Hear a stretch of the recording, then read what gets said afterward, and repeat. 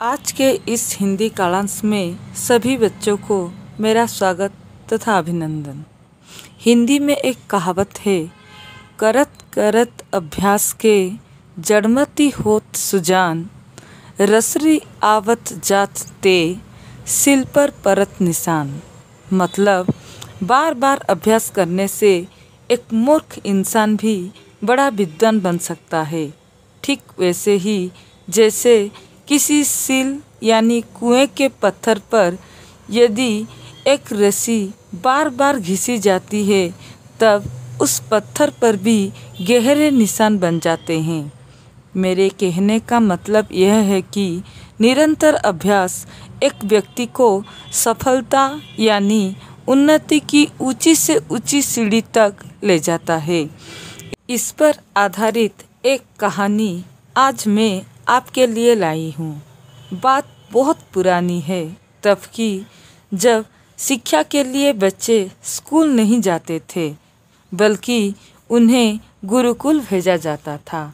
बरदराज नाम का एक बालक था। जब वह 5 वर्ष का हो गया, पिता ने उसे पढ़ने के लिए गुरुजी के आश्रम में भेज दिया। गुरुजी के पास और भी बहुत से बालक पढ़ते थे। बरदराज भी पढ़ने लगा। उन दिनों बालक आश्रम में रहकर गुरुओं की सेवा करते हुए विद्या प्राप्त करते थे। बरदराज मंद बुद्धि का बालक था। उसे कुछ याद नहीं रहता था। गुरुजी उसे अलग से भी पढ़ाते समझाते थे, पर सब बेकार। उसकी समझ में कुछ भी नहीं आता था। वो 1 साल की पढ़ाई में कई साल लगाता रहा। उसके सहपाठी आगे बढ़ते गए। बरदराज वैसे स्वस्थ और हृष्ट-पुष्ट था। वह देखने में भी अच्छा था, परंतु उसका मन पढ़ाई में नहीं लगता था। सहपाठी उसे छेड़ते थे, उसका मजाक उड़ाते थे। गुरुजी के पास रहते हुए उसे 5 साल हो गए थे, परंतु वह कुछ भी नहीं सीख सका था। एक दिन गुरुजी ने निराश होकर कहा, बेटा बरदराज, मैं समझता हूँ कि पढ़ना लिखना तुम्हारे बस का नहीं है। मैंने कितना प्रयत्न किया, तुम्हें कितना पढ़ाया और समझाया, पर कुछ भी लाभ नहीं हुआ। इससे तो यही अच्छा है घर लौट जाओ और वहाँ जाकर खेती का कामकाज देखो। बरदराज सोचने लगा कि घर जाकर पिताजी को मैं क्या मुंह दिखाऊंगा, कैसे कहूँगा कि गुरुजी ने मुझे पढ़ाने से मना कर दिया है। लोग क्या कहेंगे कि पिता तो माना हुआ विद्वान है और बेटा मूर्ख। यह सोचकर बरदराज की आंखों के सामने अंधेरा छा गया। उसे अपना भविष्य अंधकारमय दिखाई देने लगा। उसने अपने सामान की गठरी बांधी, गुरुजी के चरण छुए, साथियों से गले मिला और भारी मन से विदा हो गया। मारे शर्म के वह धरती में गड़ा जा रहा था। उसके पांव उड़ते ही नहीं थे। वह उदास अनमना सा चल रहा था। घर वापस जाने का उसका जरा भी मन ना था, पर और कोई ठौर ठिकाना भी नहीं था। कहाँ जाए, क्या करे, उसकी समझ में कुछ भी नहीं आ रहा था।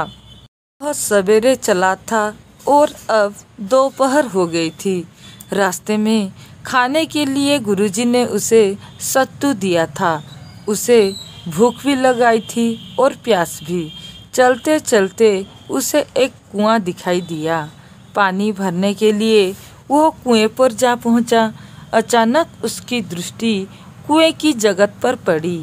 जगत का मतलब है कुएं के ऊपर मुंह पर जो चबूतरा बनाया जाता है, उसे जगत कहते हैं।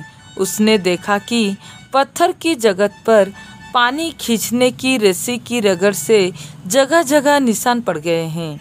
यहाँ तक कि मिट्टी के घड़ों को बार बार रखने से भी जगत पर गड्ढे भी पड़ गए हैं।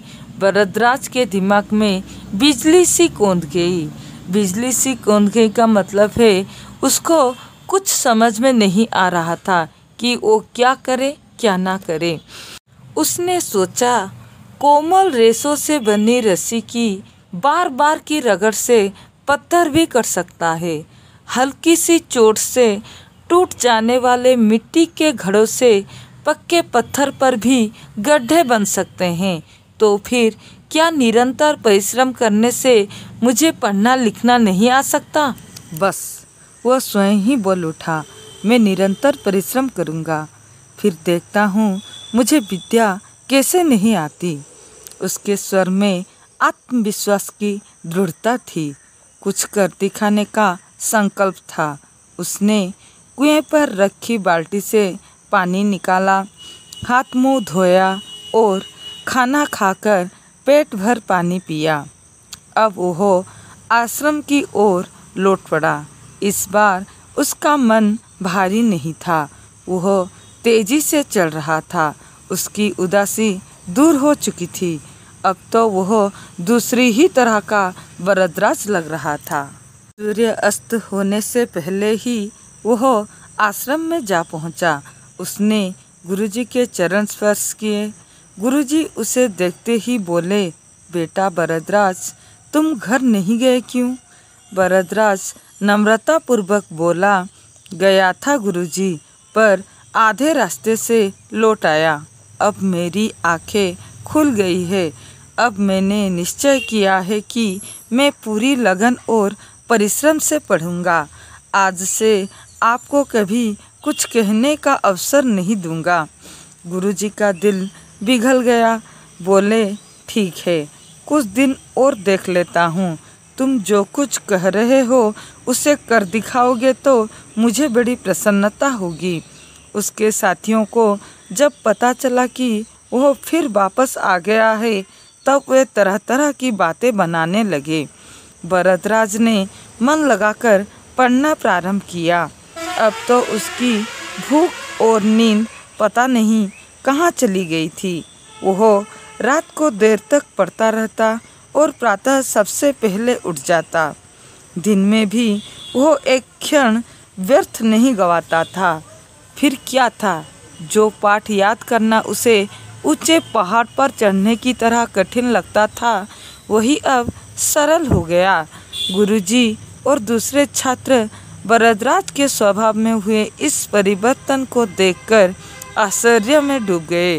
अब वरदराज की गिनती सफल और अच्छे छात्रों में होने लगी। यह उसकी लगन और कठोर परिश्रम का ही फल था। आगे चलकर यही वरदराज संस्कृत के प्रसिद्ध विद्वान हुए। संस्कृत में पाणिनि का व्याकरण प्रसिद्ध है, किंतु इस पर आधारित व्याकरण के प्रसिद्ध ग्रंथ सिद्धांत कौमुदी को समझना विद्यार्थियों के लिए बहुत कठिन था।